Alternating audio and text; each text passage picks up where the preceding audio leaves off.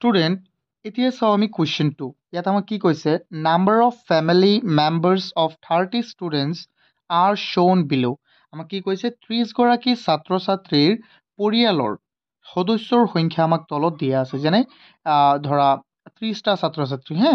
এটা ছাত্ৰৰ ঘৰত ধৰা কি আছে এটা ষ্টুডেণ্টৰ ঘৰত 5জন মানুহ আছে এজনৰ 4জন এজনৰ 6জন আনজনৰো কেইজন 6জন আনজনৰ 8জন 7জন এনেকুৱা দিয়া আছে তাৰপিছত কি কৈছে arrange the numbers of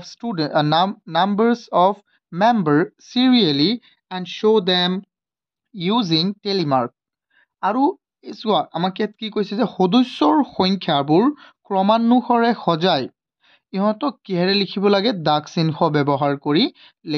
দেখুৱাব লাগে দাগ চিহ্ন ব্যৱহাৰ কৰি আমি দেখুৱাব লাগে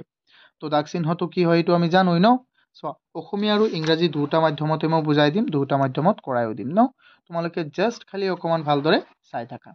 এতিয়া চোৱা আমি এইটো কেনেকৈ সিৰিয়ালি সজাম তো দাগ চিহ্ন মানেতো চোৱা বেসিকটো আছিলে মই প্ৰথমটো কোৱেশ্যনটো মই বুজাই দিছো চোৱা এটো কি হয় এইকেইটা কি হয় আমাৰ দাগ চিহ্ন আৰু নহয় তো এটো হয় আমাৰ কি দাগ চিহ্ন বা টেলিমাৰ্কক আমি অসমীয়াত কও দাগ চিহ্ন তেন্তে এইকেইটা আমি সলিউশন কৰিম চোৱা প্ৰথমে আমি এনে ধৰণে এটা কি কৰিব লাগিব এইটো একটা আমি বনাই ল'ব লাগিব যে একেবাৰে কম তথ্যটো কি আছে ইয়াত একেবাৰে কম কি আছে একেবাৰে কম আছে আমাৰ 4টা মানে নহয় 4জন থকা একেবাৰে কম আছে আৰু একেবাৰে বেছি কোনটো আছে কোৱাচোন বেছি আছে 10 তেন্তে আমি কোৰ পৰা আৰম্ভ কৰিম সো একেবাৰে কম ফ্যামিলি মেম্বাৰ থকা ষ্টুডেন্টৰ কি হয় আছে 4জন আৰু আটাইতকৈ বেছি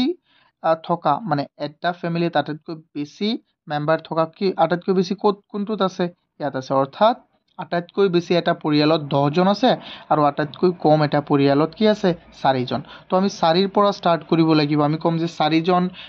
ফ্যামিলি মেম্বাৰ থকা ছাত্ৰ ছাত্ৰীৰ সংখ্যা 5জন ফ্যামিলি মেম্বাৰ থকা ছাত্ৰ ছাত্ৰীৰ সংখ্যা আৰু 6জন ফ্যামিলি মেম্বাৰ থকা ছাত্ৰ ছাত্ৰীৰ সংখ্যা এনেকৈ আমি কৰি আপ টু 10 লৈকে আমি লিখিম সো স্টুডেন্ট মই এনেকৈ এটা তালিকা বনাই লৈছো ন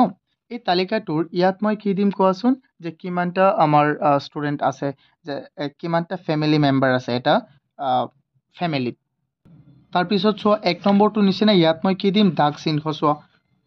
ইয়াত এইটো দিম আমি কি যে কিমানজন এটা ফ্যামিলিত কিমানজন মেম্বাৰ আছে ইয়াত আমি এইটো দিম এইটো ৰোত এইটো কলমত তাৰ পিছত এইটো কলমত আমি তিনিটা কলম বনাইছো ন এইটো কলমত আমি কি দিম এইটো কলমত আমি দিম যে দাগ চিহ্ন তাৰ পিছত এইটো কলমত দিম আমি number of student simple so ইয়াত চোৱা আমি লিখিম প্ৰথমে numbers the number of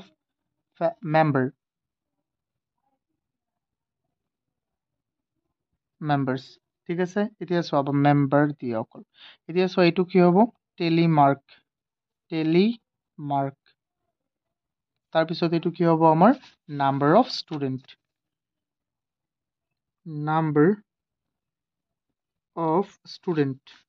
তো অকমান সৰুকে লিখি তোমালোকে এডজাস্ট কৰি লিখি ল'বা ষ্টুডেন্ট ঠিক আছে এতিয়া চোৱা মই কি কৈছিলো একেবাৰে কোৰ পৰা আমি স্টাৰ্ট কৰিম চোৱাচোন একেবাৰে কম মেম্বাৰ থকা কি আছে 4টা ন মানে একটা পৰিয়ালত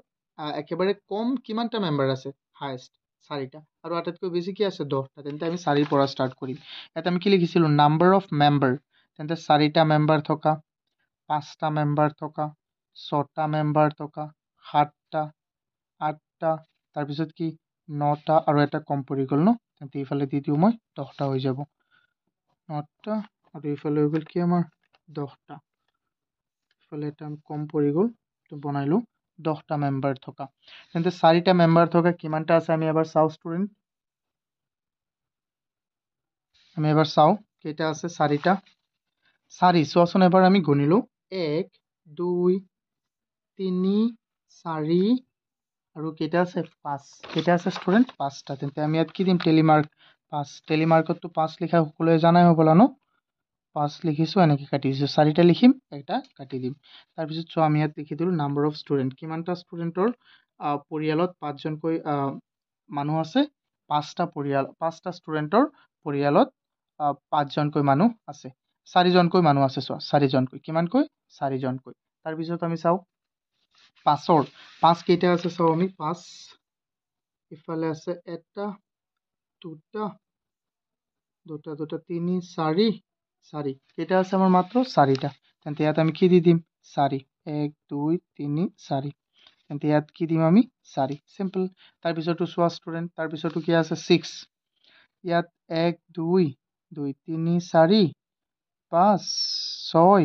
6 7 কেইটা আছে আমাৰ 7টা তেন্তে 7 দি দিম 1 2 3 4 4 দি লগে লগে এটা কাটি দিম কিমানটা হৈ গ'ল 5 তে আকৌ দুটা দিলো কেইটা হৈ গ'ল আমাৰ 7টা তেন্তে ইয়াত কিমান হৈ যাব 7 তাৰপিছতো আমি চাও তাৰপিছত কিমান আছে কেইটা 6টা গ'ল ন এতিয়া হ'ল আমাৰ কি 7 কেইটা আছে চাও 1 2 3 4 5 6 এটা আছে আমাৰ 6টা তেন্তে এইটো আমি ইয়াত বহাও 6 বহাবলৈ 5 বনোৱা আৰু এটা দিয়া ইয়াত লিখি দিয়া 6 তাৰপিছত হৈ গ'ল এতিয়া চাও আমি 8 কেইটা আছে 1 অকল এটা দুটা তিনিটা ইফালে গ'ল 4 5 কেইটা আছে আমাৰ 5টা তো 5টাটো একেবাৰে সহজ বনোৱা ন 5 কোন কেইটানো কঠিন নাই এতিয়া চাও আমি 9 আছে নেকি 9 কেইটা আছে 9 নাই 9 আমাৰ নাই তো নাই মানে কি তো নাই এইটো তুমি 0 দি দিয়া এইটো নাই এইটো 9 যদি নিদিয়া ন তেতিয়াও হ'ব চোৱা ইয়াত 0 আকৌ ইয়াত চোৱাচোন 10ৰ জায়গাত কি দিবা 10ৰ জায়গাত কেইটা আছে চাও আমি এইটো হৈ যাব আমাৰ এটা দুটা তিনিটা কেইটা আছে আমাৰ তিনিটা 1 2 3 ইয়াত 0 দি দিয়া ডাইৰেক্ট 0 দিব নালাগে চোৱা ইয়াত একোই নিদিবা এইটো লাইন তোমালোকে নিলিখিবাই কাৰণ এইটো পোৱাই নাই আমি বিচাৰি তেন্তে ইয়াত 3 দিয়া তেন্তে আমাৰ হৈ গ'ল ন সিম্পল এইটোই হৈ গ'ল আৰু ইয়াত চোৱা নাম্বাৰ এইটো আমি এবাৰ গণি চাও কিমানটা ষ্টুডেন্ট আছিলে মুঠতে 40টা 30টা আছিলে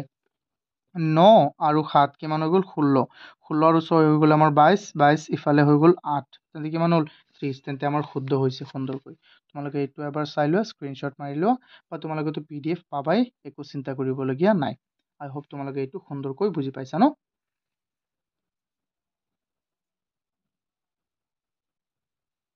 ষ্টুডেন্ট অকমান সময় ৰবা তোমালোকে যদি আমাৰ কোৰ্স কিনিব বিচাৰা তেন্তে আমাৰ এপটো ডাউনলোড কৰা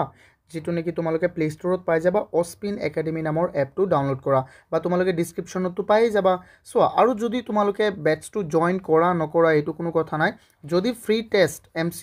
MCQ টেষ্টটো তোমালোকে দিব বিচাৰা ফ্ৰী MCQ টেষ্টটো তেতিয়া তোমালোকে মোক এইটো নম্বৰত কল কৰিব পাৰিবা সো 6002547877 আৰু চোৱা তোমালোকে এই যে ইয়াত যে মই যিকিটা ম্যাথছ কৰাই দিছো বা যিকিটা প্ৰবলেম কৰাই দিছো ইয়াৰ যদি তোমালোকে